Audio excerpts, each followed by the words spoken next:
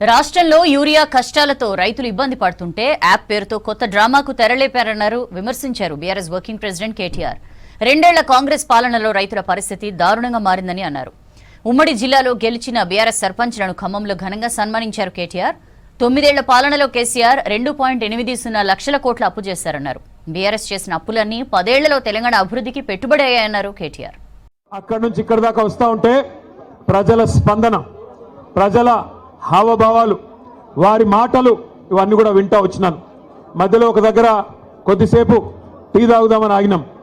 అక్కడ పాలేరు నియోజకవర్గం ఎంటర్ అయిన తర్వాత ఆ టోల్ గేట్కి యువతల కొద్దిసేపు ఆగినాం. ఆగితే 2-3 రైతన్నలు వచ్చారు. వచ్చి వాళ్ళ గోడు చెప్పుకుంటున్నారు పాలేరు వాళ్ళు. అన్నా, మా ఎమ్మెల్యే గారు ఇప్పుడు మంత్రిగా ఉన్నారు, వ్యవసాయ మంత్రి గారు మా జిల్లా, 2 ఉన్నారు, ఉప ముఖ్యమంత్రి కూడా మా జిల్లానే, 3 మంత్రులు, 3 మొనగాళ్ళు ఉన్నారు. కానీ దురదృష్టం ఒక్క యూరియా బస్తా దొరకడం లేదు. ఎవరికి చెప్పుకోవాలి, మేము ఎవరికి చెప్పుకోవాలా అని రైతన్నలు వచ్చి అడుగుతుంటే వారిని నేను ఒకటే అడిగినా, మరి మార్పు అన్నారు, మార్పు అని ఓటేశారు, బాగున్నదా మార్పు అని అడిగిన.